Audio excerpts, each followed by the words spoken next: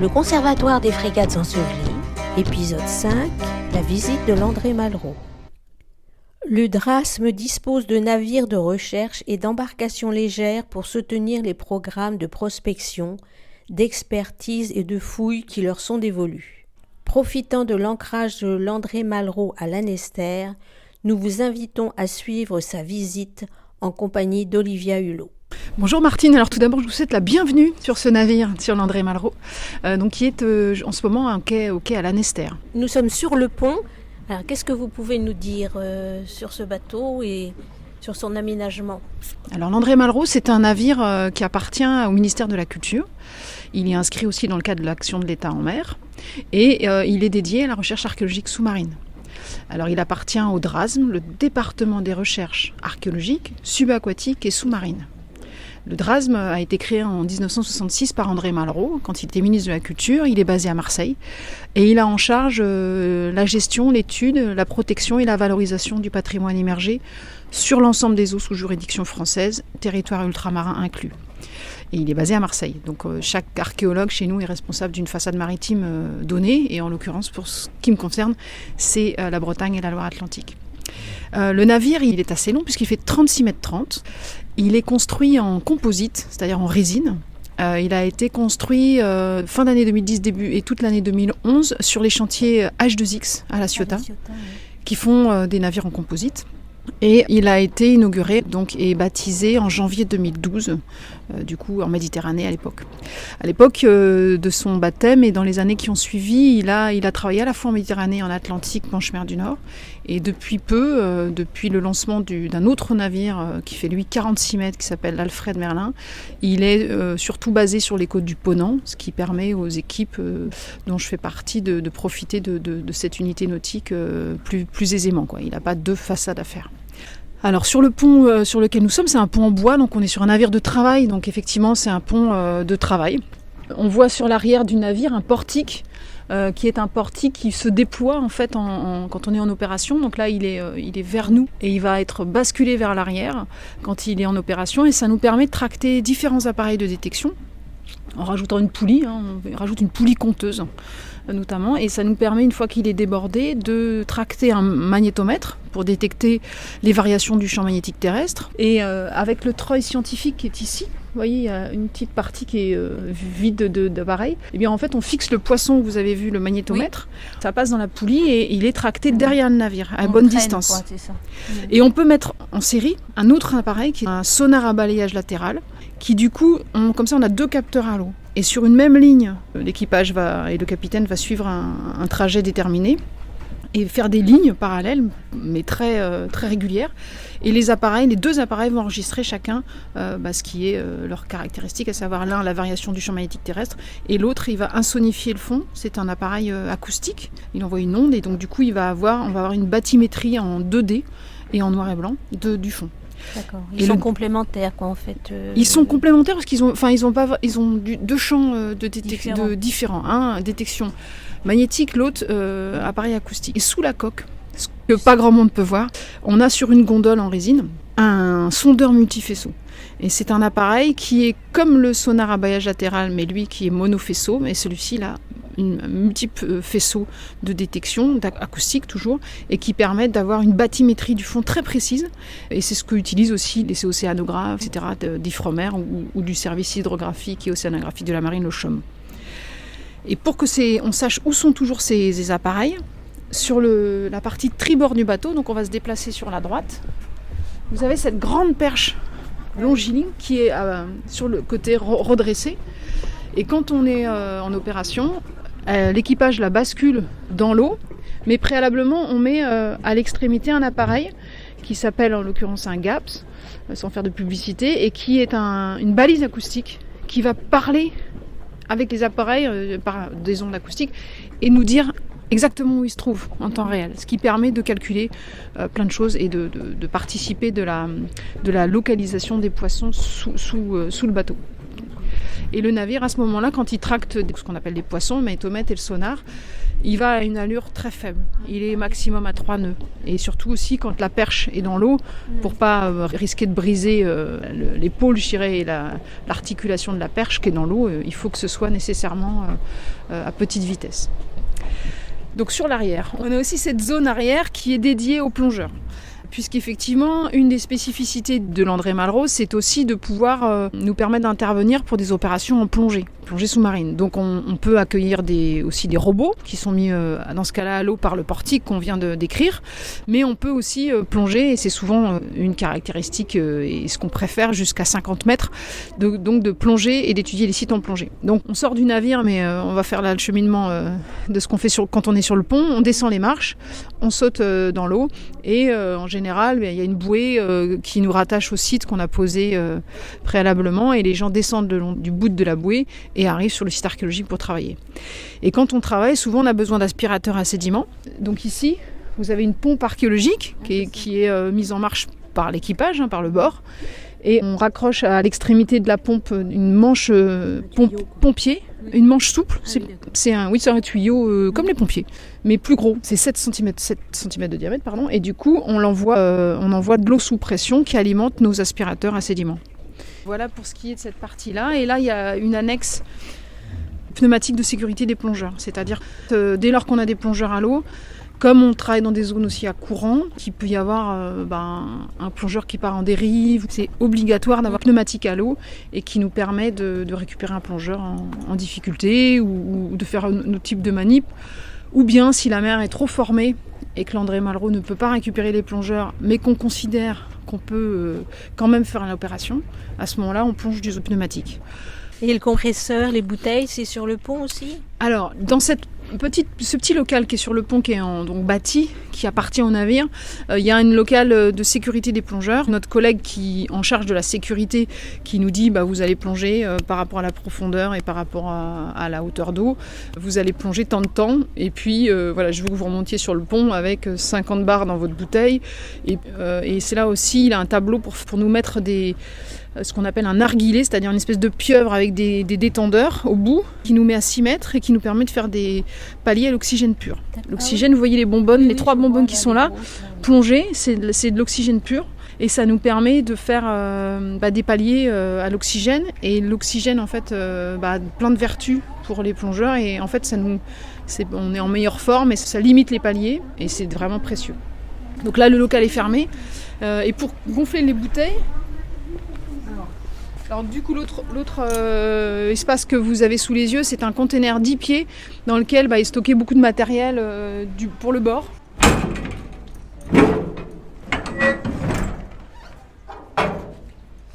En général, quand on est en opération, on a beaucoup de cantines avec du matériel, donc en fait on stocke des choses ici, mais sinon... Dans la configuration actuelle, puisque le navire est pratiquement démobilisé pour l'archéo en plongée humaine, du coup ça sert d'atelier à l'équipage. Ils ont aussi des parachutes de plongée, les parachutes qui servent pour le levage. Ici on a des big bags qui nous servent parfois pour descendre du matériel ou des bois qu'on a pu découper au fond, ce qu'il faut soit remonter, soit redescendre, ou le lest de l'épave, parce que l'épave que j'étudie en ce moment au large des côtes d'Armor, elle est recouverte par du lest de pierre, et quand on veut échantillonner, caractériser le lest de pierre, on peut remonter tout ça dans des big bags. Donc en fait, il y a du matériel de plongée en hauteur, il y a du matériel de sécurité s'il y a un plongeur en difficulté, et puis une petite zone d'atelier pour les marins. Pour les bouteilles, pour répondre à votre question, on va se déplacer on va aller sur bâbord.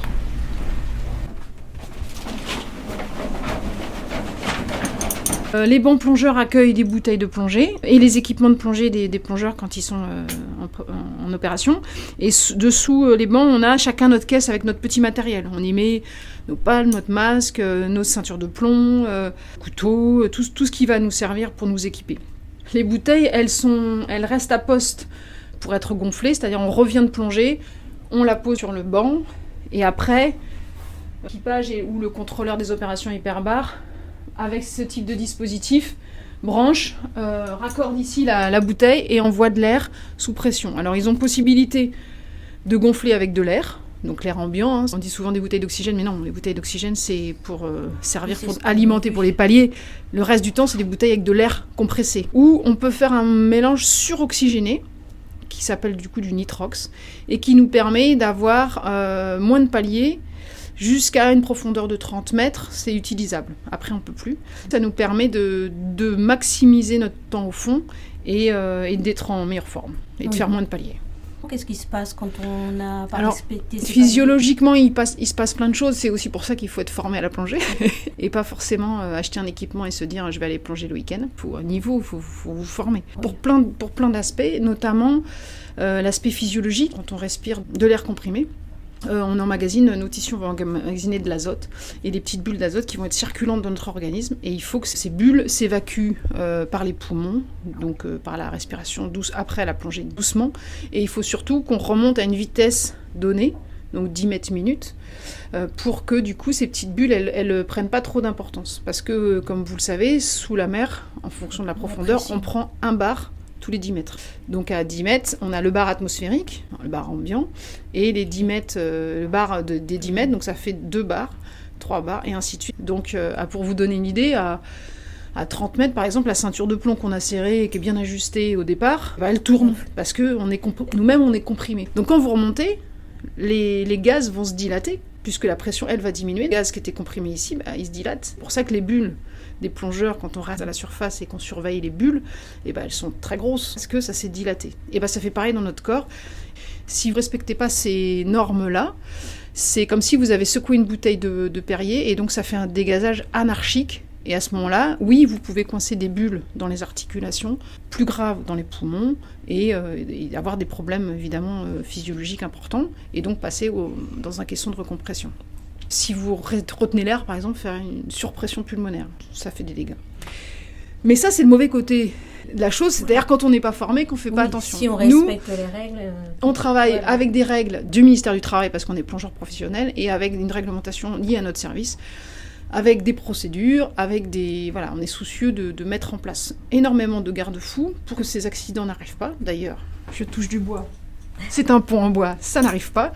Et donc pour que, effectivement, on soit en meilleure forme. Et donc là, le choix du mélange gazeux aussi fait sens pour rester longtemps sous l'eau et ne pas avoir ces problèmes-là. Ensuite, je vais vous proposer de voir ici. Alors, on est en mode opération. Ça s'appelle la salle archéologique. Dans cette salle, qui est relativement étroite, on a des étagères sur notre droite, avec des boîtes, pour l'instant vides, puisque c'est pour accueillir la mission prochaine, qui nous servent à mettre des objets archéologiques quand on en trouve. Donc on va ici rincer les objets archéologiques, faire l'inventaire. Au fond, actuellement il y a des caisses, parce qu'on est en transit, donc ça sert aussi d'espace de stockage. Ces caisses, elles vont dans un autre lieu quand on est en opération. Et au fond, on déroule le rouleau que vous voyez là-bas d'un tissu, d'un plastique gris, et ça sert de studio photo. Le photographe, il s'installe au fond, il fait les photos d'inventaire. Les archéologues, ici, font les fiches d'inventaire. Et voilà, on travaille dans cet espace petit, mais bien pensé. Et quand on a des grosses pièces, on les met dans des caisses plus conséquentes et on les met sur le pont. Mais on met les pièces dans de l'eau de mer pour éviter l'oxydation ou pas ? Alors en fait, pour éviter surtout que ça sèche. En fait, si on sort des bois, on va les laisser dans l'eau. Si on sort tout ce qui est matière organique, les bois, les cuirs, les cordages, les tissus, tout repart dans l'eau tout de suite.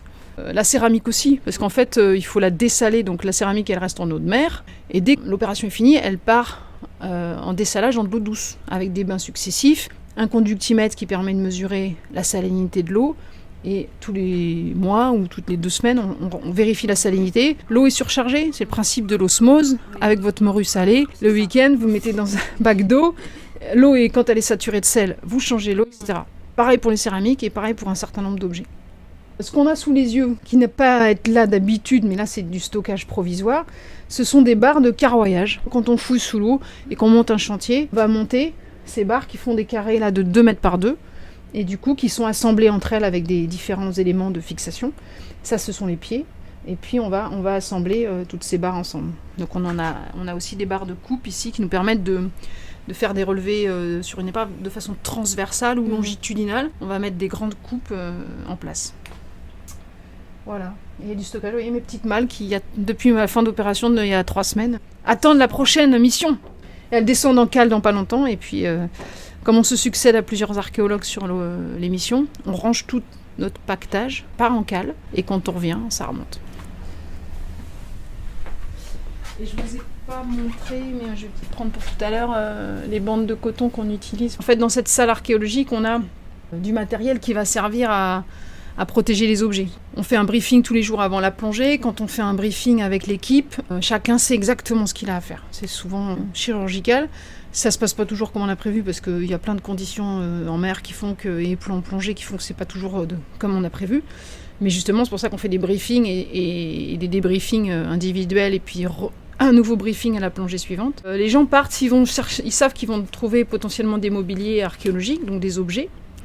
Ils vont prendre des sachets, ils vont prendre un lot de petites étiquettes plastifiées, un crayon de papier. Ils partent avec des petites planchettes, avec un crayon de papier bien taillé. Ils peuvent écrire des choses. Si ils vont faire un dessin, un relevé, ils vont mettre un calque ici avec du scotch. Comme ça, on pourra l'archiver, le dessin. S'ils ont juste à noter des choses, faire des observations, ils peuvent prendre la planchette et on peut faire une photocopie. Parce que les calques coûtent aussi assez cher, donc on peut copier les infos qu'ils ont collectées. S'ils ont des objets à préserver, ils vont aussi emmener des bandes de crêpes en coton qu'on fait sécher, rincer. Et ils vont prendre un certain nombre d'équipements qui va leur permettre de préserver l'objet. Puisque le plus gênant pour un objet qui restait au fond de la mer pendant 100, 200, 300 ans, voire au-delà, suivant la période de l'épave qu'on fouille, eh bien c'est le moment où il y a la transition entre l'eau et l'air. Et là, l'objet reprend sa densité. Et donc si vous avez une chaussure et que vous n'avez pas mis quelque chose de rigide dessous, la chaussure elle va se casser en deux, qu'elle n'a pas de tenue. Donc on met des petits supports, on a des petites grilles, on peut mettre sur une planchette, on a aussi des échelles. Dans le container que je vous ai fait visiter, on peut préserver, on a des échelles, on met des protections avec des sacs de toile de jute comme on voit ici, qu'on fixe avec de la bande velpo, on fixe tout, on pose les bois qu'on veut remonter, ou les objets en bois, ça peut être des pelles, ça peut être des poulies, ça peut être énormément de choses, et on les remonte sur des échelles, comme ça on a une structure rigide, un brancard, et on repasse, soit ça passe par le portique, qu'ils ont un moyen de nous envoyer un croc, qu'on accroche sur une patte doigt sur l'échelle, et puis pouf, l'échelle remonte avec tous les éléments de charpente du navire ou des objets, et puis sinon on leur passe à la main comme ça et ils récupèrent les objets. Voilà pour ça. Alors si on poursuit notre chemin, on va faire le cheminement inverse des plongeurs. On passe par là, donc là il y a toujours des bancs plongeurs derrière les rideaux. On passe, ça c'est quand on sort de l'eau, donc on passe par les douches, un confort soupçonné. Les douches, c'est douche chaude, c'est en sortant de l'eau, quand un peu froid, c'est quand même royal. Attention au surbo, à lever les jambes, pas vous blesser. Là c'est le coin, évidemment laverie, mais c'est surtout le coin pour sécher les combinaisons. Donc en fait, quand on est une équipe de 12 ou 15 plongeurs, toutes les combinaisons sont suspendues sur ces cintres et ces gouttes ici. Et on peut, avec un déshumidificateur dans la nuit, sécher les combinaisons. Ce qui est pas mal parce qu'au moins le matin, la combi est sèche. Pour la plongée de l'après-midi, elle est à nouveau humide, mais c'est un pis-aller, quoi. Et quand on arrive ici, c'est le point de départ de l'équipement des plongeurs. Chaque plongeur a un caisson sur lequel il met son nom, il se déshabille, il met ses vêtements secs, et puis part enfiler son équipement de plongée, sa combinaison, et il sort en droiture sur le pont pour sauter à l'eau. Voilà. Donc on a des petits caissons avec nos équipements. Merci pour cette visite, Olivia.